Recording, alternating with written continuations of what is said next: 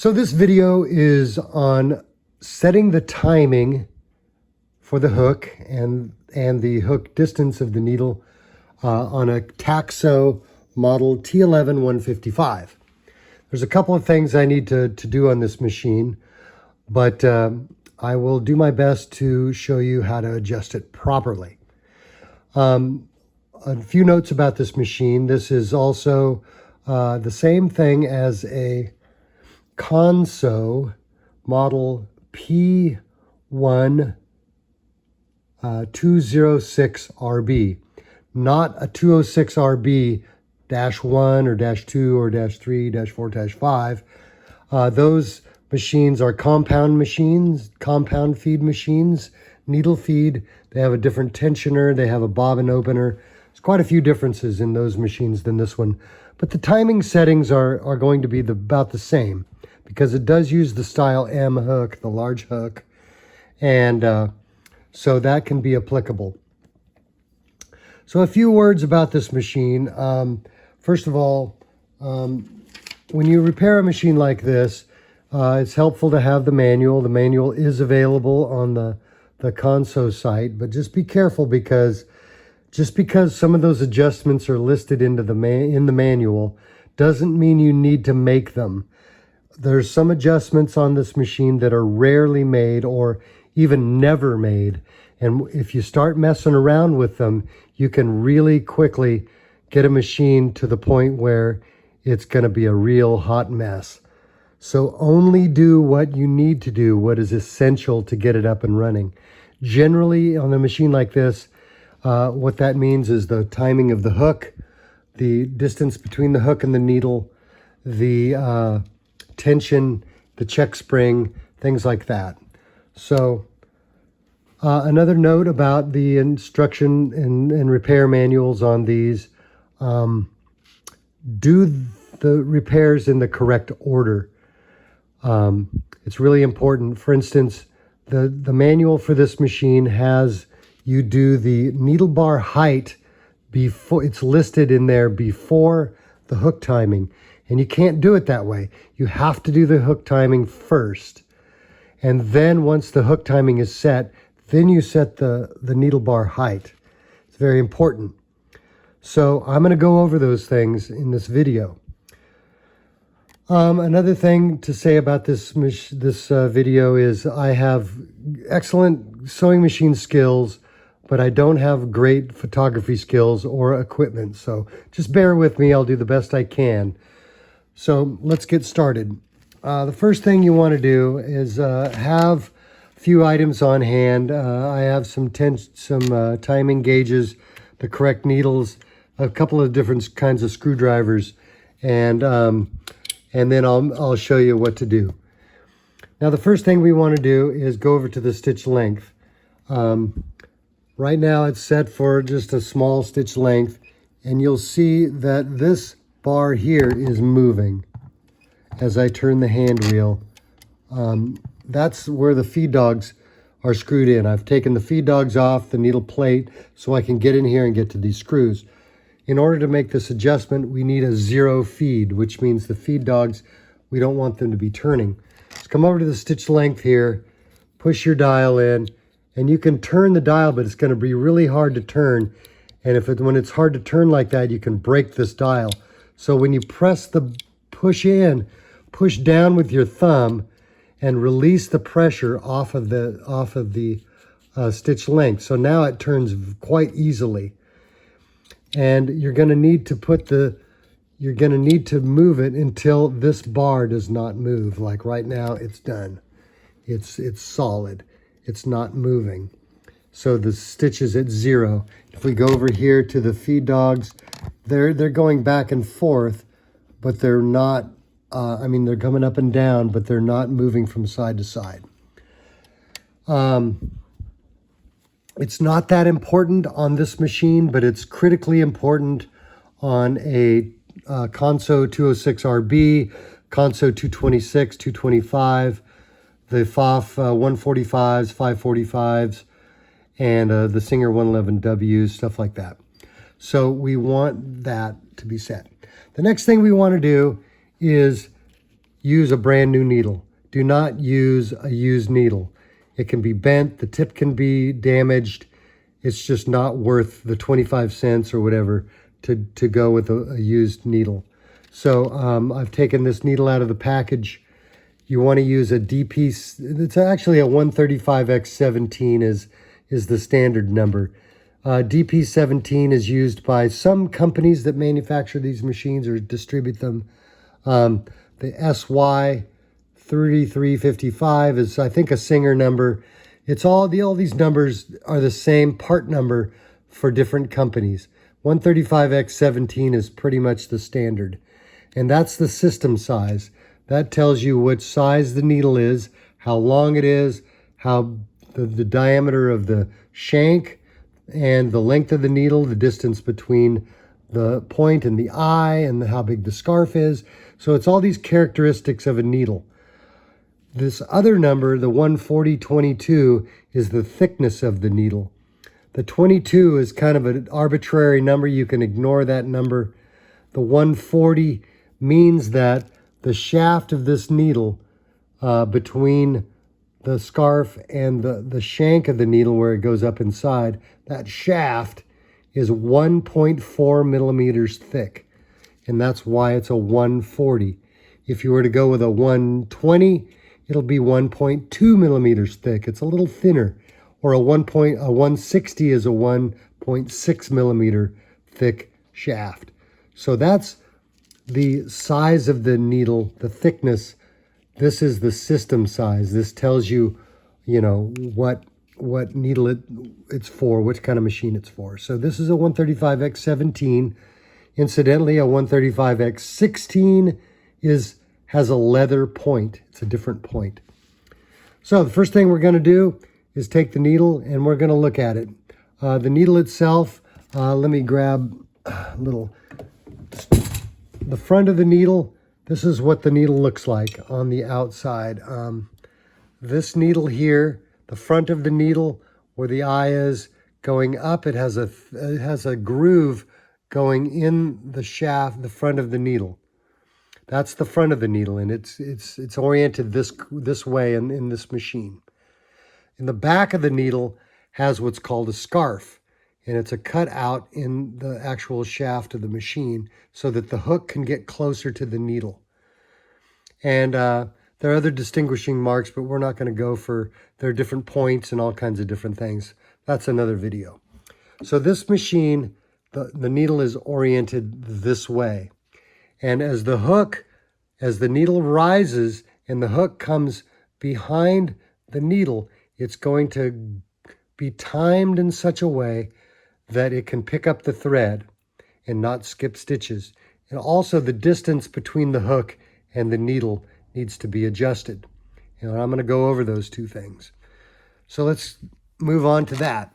So the first thing we're going to do is we're going to take a look at our needle. We're going to orient it correctly. We're going to put it up in the needle clamp.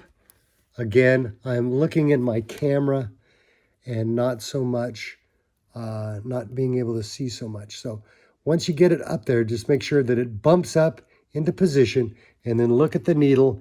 And let me just get it a little close up here. See, it's oriented completely wrong. So I'm going to twist it. I'm going to move it down, move it up and down as I'm twisting until it's oriented correctly, which is going to be, roughly like that. I'm just going to tighten it and go for it.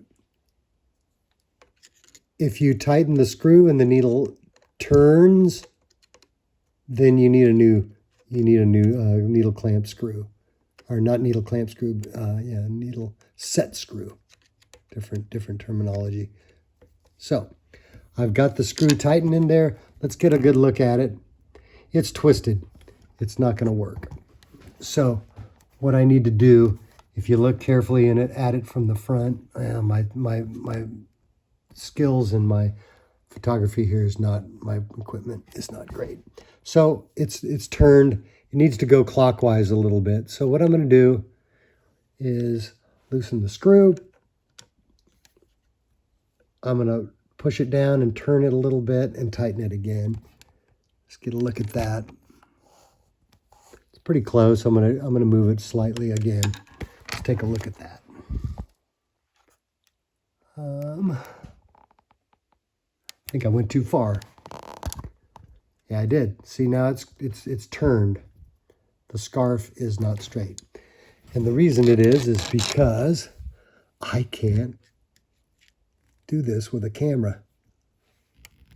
So you're going to have to bear with me, and let me just get it set. There we go.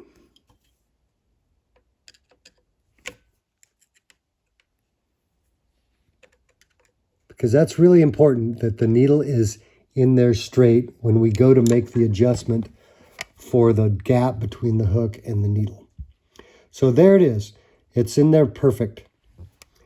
Now, I made a little sketch here, and I'm going to go over this. So you do the hook timing first, then you need to do the needle bar height second. So this is kind of what the needle looks like in the front, because you'll need to know what that's going to look like. And then the way it's oriented now, in there like that, is where the scarf is. So the thread is going through the eye of the needle, and it's going from left to right. Now, when we set our hook timing, as the needle goes from its complete still bottom dead center and rises up exactly 2.0 millimeters, the hook point should be directly in the center of the needle.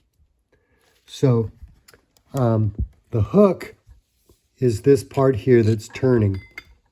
Now you can see that the hook is rotating, and as the needle goes down and starts to rise, the hook goes behind the needle like that. So what the hook point is this piece right here. And it's sharp. Let me wipe these off. I think it's got a little something on it. There, that's a little bit better, I think.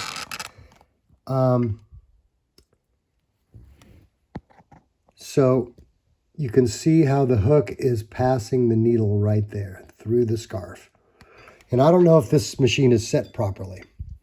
So before we set everything up, what we need to do is get the needle as it's rising and the hook point in the position that it's going to be when we want to set the hook timing, which is right there. Then you want to take a screwdriver, and you want to, whatever screw is accessible, and it might be this one, it might be one of the ones on the bottom. I'm going to go with this one simply because I can do it. Sometimes it's not the one that you want to get to, because this machine has 3 screws. There's 1, 2, and 3. So this is what I'm going to do. The one that's accessible when I'm setting the hook is this one. So what I'm going to do is take my screwdriver, and I'm going to loosen this screw, and then I'm going to completely loosen it. Then I'm going to snug it up. You don't want to like jam on it. You just want to snug it up so it's kind of gripping, okay? Because you don't, when you go to move it, you don't want it to just go all over the place, and you don't want it to be loose. And then at that point, loosen the other 2. So just go ahead and loosen that one and leave it completely loose, and then go to the 3rd one and the same. There we go. It's loose. So now the machine can turn, but they've got 1 screw that's holding it in place, and that's the one we're going to use to make those adjustments. That's this one. So now we're ready to set the timing. So I use timing gauges. These are, gosh, I've had these for like 20 years, and they're getting a little worn, but they still work great. They're a little tricky for me to use. If I had brand new ones, if they still made them, it'd be great. This is a 2 millimeter 2.2, 2.3, 2.5, and these come in handy for different types of machines. A lot of machines have a 2.5 or a 2.2 millimeter needle rise. This one's 2.0. So I've got a spacer, a clamp, and the feeler gauge. So I'm going to take the needle bar, and by holding it with my thumb up here, I can feel when the needle's going up and when it's going down. And I'm gonna move the hand wheel until I can find where it's at its lowest point. Then I'm going to put the spacer on. I'm going to use the gauge pointing this direction because I need to get to that screw. And I'm going to tighten it up. Actually, is this going to work? I think so. Oh yeah, gosh, I just had it slipped. So I'm just gonna move it into place about like that. I'm just gonna let it hold itself. Take the 2 millimeter. If you don't have gauges, you'll have to make a mark using a digital caliper and really measure out 2 millimeters exactly, as close as you can possibly get, because getting this precise will save you a lot of heartache. So I'm going to put this feeler gauge in.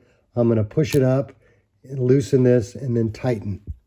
Now, it's in there nice and tight, but when I turn the hand wheel a little bit, it might wiggle a little bit. But actually, I got it right the first time. That's pretty amazing. So right now, as I wiggle it, the loosest it is nice and tight. It's not so tight that it's yanking the everything out, but it's in there. So yeah, that's just about right. So I'm going to pull it out, and now that the feeler gauge isn't there, and I raise this up, let's see where the hook is. The hook is actually, it's a little too far. It's going past the needle. If we look on this side, you can see the point of the needle, right here, okay? It needs to be in the center like that. Well, obviously my screw is loose. That's why it's moving. So we don't want the hook to be back there. We don't want it to be in front of the needle. We want the hook point to be right in the center, just like that, just like on our photo, or on my little drawing here. So, excuse me. So obviously I loosened the screw too much. Now that we have it in position about where we want it, we're not really ready to tighten that yet, because if the hook is too close to the needle, okay, it's going to strike the needle, it's going to break the needle, it's going to maybe harm the hook, wear it out quickly and such. So the hook moves this way, and it moves back and forth. So we want to do both adjustments at the same time. Now, this needle, you can see the scarf of the hook is there. What we want to do is place the hook so it's not touching the needle. We need about some daylight in there. You don't want to get so close that any bending of the needle is going to break it, but we don't want it very far out. Otherwise, it's going to skip stitches, and it won't, and you'll be doing this for nothing. So you can see as I push the hook over, it actually bends the needle out. So I want to get it touching the needle, bring it out a little bit, and then let's take a look and see if it's, now it's way off again. So it's in there like that. I think I've got this a little bit too touchy. So what I'm going to do is I'm going to take this little screwdriver and I'm going to tighten it just a hair, just enough to where now it's going to grip. So I've got the hook point directly in the center. And is it touching? Let's bend the needle over. Yeah, it's touching. So what I need to do is wiggle this out a little bit. I may have gone a little bit too far, but we'll see. Let's get the hook point right there. And we'll take this little screwdriver and let's push on the needle and see what happens. It's a little bit of movement. See that? But it's too far. There's way too much of a gap. So what I need to do is very carefully, I'll use this screwdriver as a wedge, as a fulcrum, kind of whatever you want to call it. And I'll push it forward just a little bit to make sure that it's still in the center. It's not. Bring it forward a little bit. And let's check it again.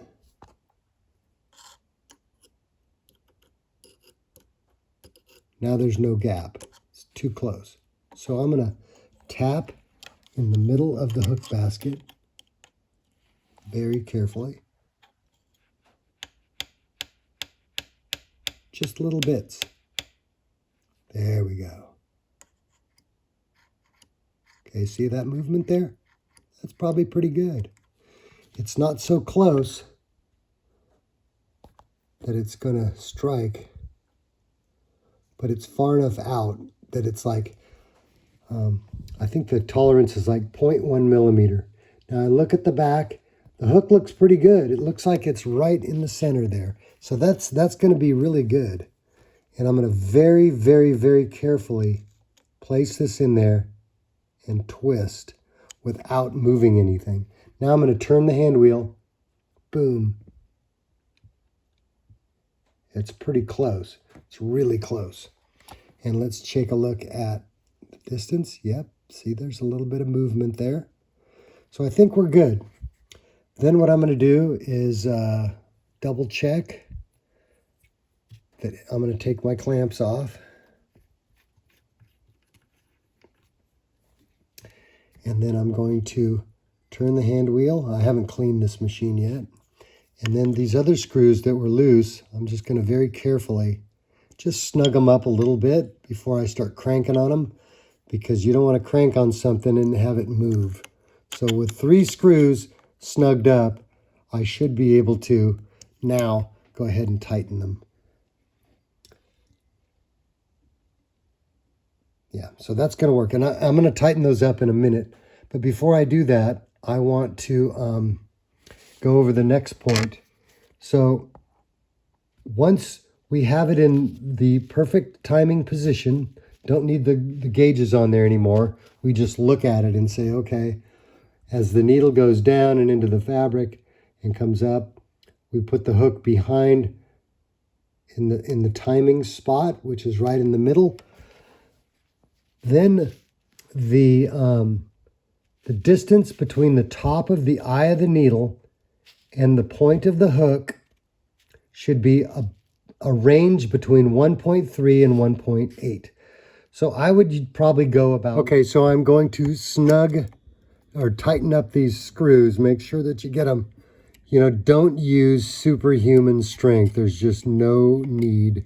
Somebody's going to have to follow you, and sometimes it can be a pain in the neck to fix that.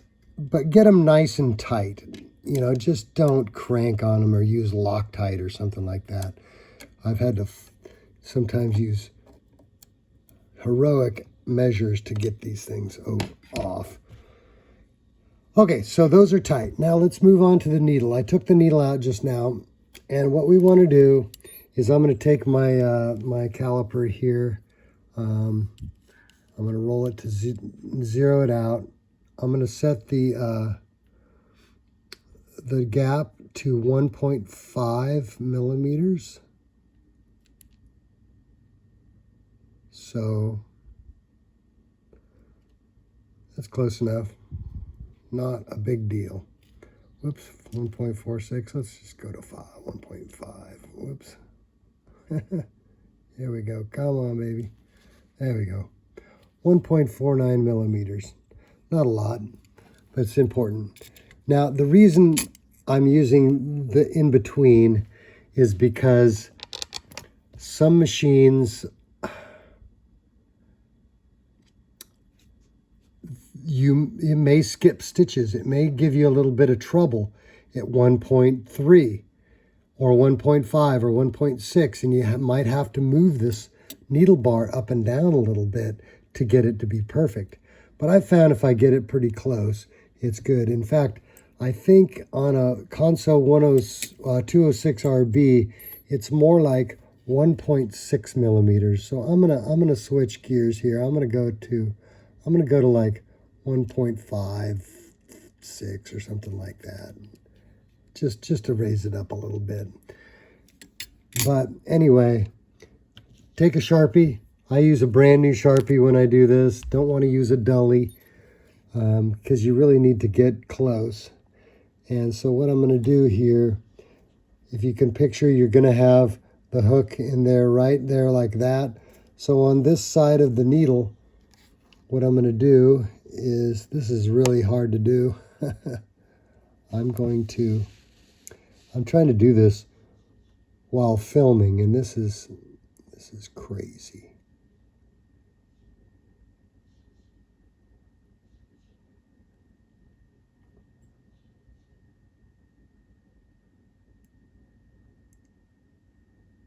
Okay, well, I didn't get it. So I'm going to pay attention here and do my hook a little bit lower than that mark. Just a tad lower. And because I know that it's a little bit too high. So then what I'm going to do is slide this needle in. Looks like I got some dully on me.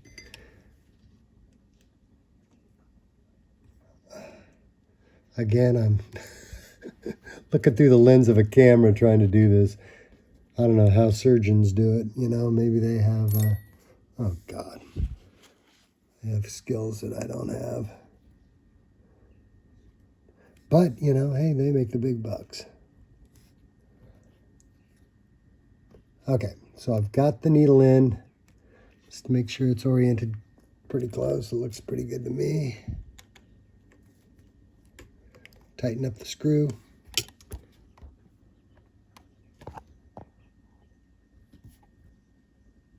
Pretty close. We're doing adjustments here. So I'm going to go down. The hook is coming by, and it's going by that mark. And I'm doing this with the camera, and I'm not sure I can. I think I have to look at it, but it looks pretty close. I'm going to put my Optivisor on. Let's see. The Optivisor, oops. The Optivisor with the monocle is allows me to see really closely. So I'm going to get in there and see it's actually hitting at that line. So I'm gonna raise the needle bar a little bit, because my experience is that these machines generally like to be a little bit lower than the center of the scarf. So I'm going to go in here, put the needle bar at its lowest position. Okay, we're at the lowest position. Get yourself a nice sharp screwdriver. And peeking through this little gap right here is the needle bar set screw. And it looks pretty untouched, which is great. That means nobody's monkeyed around with this. And I'm just gonna loosen it. Again, I'm gonna loosen it pretty loose on this one. And then I'm gonna set the hook in the spot that it needs to be for regular timing, which is about right there.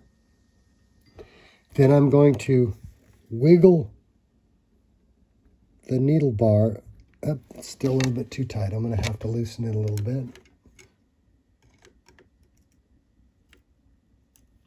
I've got it quite loose, but it should hold. And then just wiggle. There we go. Now it's too loose. but I'll work with it. So again, I'm going to get close. The hook is in the center of the needle. I'm going to look through my Optivisor, not through the camera, and I'm going to move this up and down until, got a little bit of fuzz on there, till it's about 1.5. Then I want to make sure that this needle is at a 90-degree angle, that it's coming straight out of the 3 o'clock position before I tighten this thing up. So that looks pretty good to me. Now I'm going to use a very small screwdriver just to start, just to like snug it up. And then I'm going to check it. That might be a little bit low.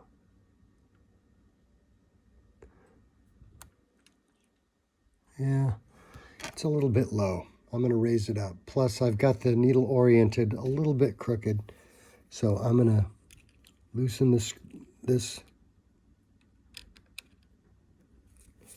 tighten the needle up. That looks a little straighter. And then I'm going to loosen this needle bar again. Needle bar all the way to the bottom so I can get to this screw. Loosen it. I'm going to turn the hand wheel.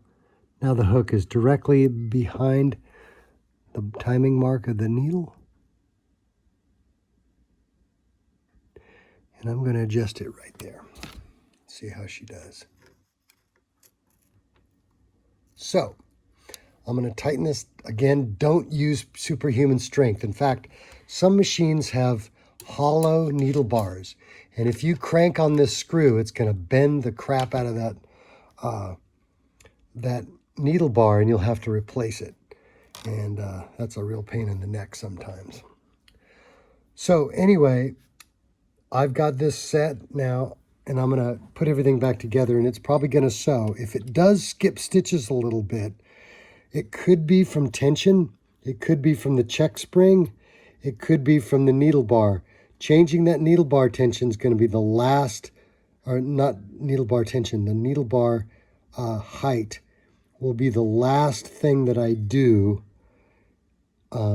after doing everything else, because it's pretty close right now.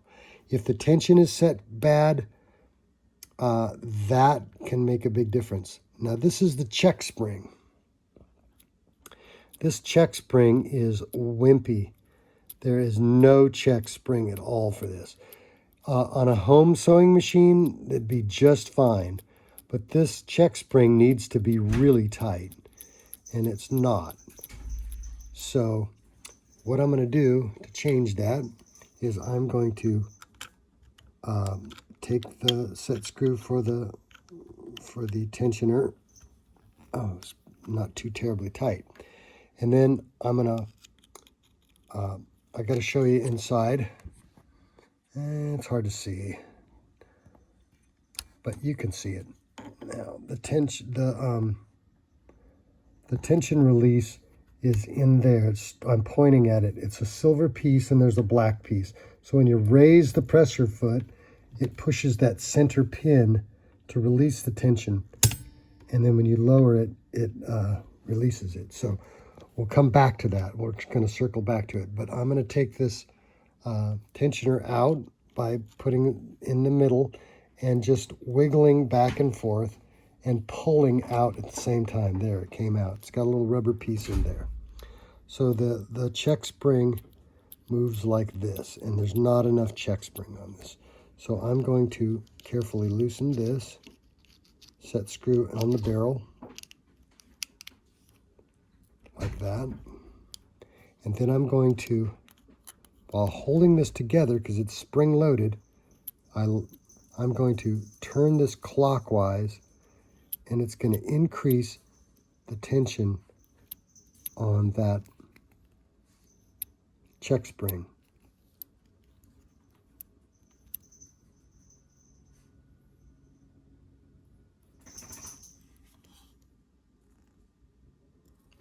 See, the check spring is moving there, and we want to push it up there. But for some reason, oh, there it goes. Okay, now we've got some check. That's significantly tighter. It's hard to move, and that's what you want. Not hard to move, but it's considerably tighter. And you don't want it to be too wimpy on industrial machines. Now I'm gonna kind of wiggle it back and forth and push and make sure that that centerpiece goes, see how it goes through the barrel? See, it's how it's spring loaded there. We want that to be pretty flush. So I'm going to leave that screwdriver in there like that, and I'm going to take my other screwdriver and I'm going to push down and snug this thing up a little bit. There, I should hold it. See, now it's kind of flush in there. So, whoops, don't lose that pin. That's super important. But it's got a lot more check now. It's pretty tight. And the timing of this check spring, where do you put it? Do you put it here or down here or up here? What you do is, I won't be able to do this because I don't have it ready to go yet. Maybe I'll add to this video at the end. But when your thread goes through the tensioner, as the needle goes down into the machine and starts, or as it's heading down toward the machine, towards the material, the check spring will engage, and then as the needle goes down, it gets, it will move, it will be moving in this direction, and excuse me, as the needle penetrates the fabric, excuse me, getting over a cold there, as the needle penetrates the fabric, between the point of the needle and the eye of the needle, somewhere in between there, it should hit that rest and stop moving before it gets to the eye of the needle. So point of the eye, like right here, and then eye of the needle. So it should stop in that area right there. So how do we get this in? We push it in all the way, but you got to make sure that I'm gonna just temporarily tighten this piece here.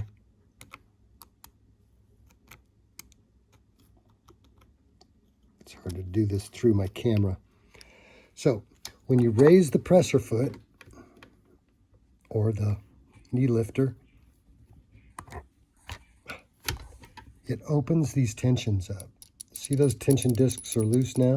And when you lower the foot, it snaps them together so they're nice and snug. And when you raise the presser foot up, it releases the tension so you can pull the thread through, because it's hitting inside on that piece right there. So if when you lower the foot, it doesn't crimp these together, that means that the tensioner is shoved in too far and it's releasing that tension too early. If you raise up the presser foot and the foot does not, and the tension discs do not open up, then the thing is too far out and you need to push it in so that the pin can hit that black piece. So this machine has really a crappy hand lifter. So I'm going to move this so you can see it. Well, you can't even see it. I'm wiggling too much. But anyway, it's set pretty good right there. And I'm going to leave it there in that position, about 11 o'clock position at this point. And I hope that's enough tension. I may change that again. I may whip it out and adjust it a little bit. But I've got this tightened up. And when I adjust the check spring timing, once it's all in and I get the needle going down between the point of the needle and the eye of the needle, if I need to change that, I can just very, very slightly loosen this and then turn it this way. In fact, it's turning. I'm going to have to take this out, and that barrel screw that I tightened is not tight enough. It's too loose, so you can see that this thing is moving. So I'm going to adjust that. So I will do that. I may come back to it and add to the video, but pretty much at this point, that's all you need to do. There are adjustments for, adjusting the timing of the feeding with the hook and the needle bar. You can't have the needle going in the fabric while the material is being fed through, and you can't have the needle go in too far and then it feed. The stitch will be really wonky. But trust me, don't go through and start changing those until you have to do it, because that's a very an adjustment you just don't want to get into unless you know what you're doing. What else? On these, the tension needs to be fairly tight. When you put your bobbin in your bobbin case and pull the thread through the tension. If this machine has been around for a while, look underneath the spring here. Make sure that there's not a big blob of lint and such. I'm going to put that through. Make sure that if this bobbin gets dropped, these things can get bent, and you may need a new bobbin case. If you do try to bend these out, don't just grab it and bend it. It'll break. I can just tell you right now. If you do that, do it very carefully and bounce it just very, very gradually. Sometimes I'll do it 20, 30 times before I actually get it to move just slightly so that it doesn't drag. But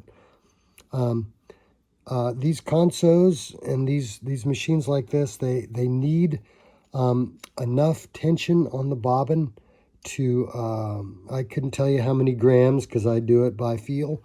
I don't have one of those gauges, probably should, but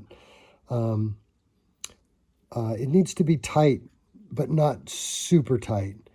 And this thread tension here needs to be pretty tight also. So I hope that helps you. If you've made it this far, then the rest, I'm sure you can figure it out. And good luck.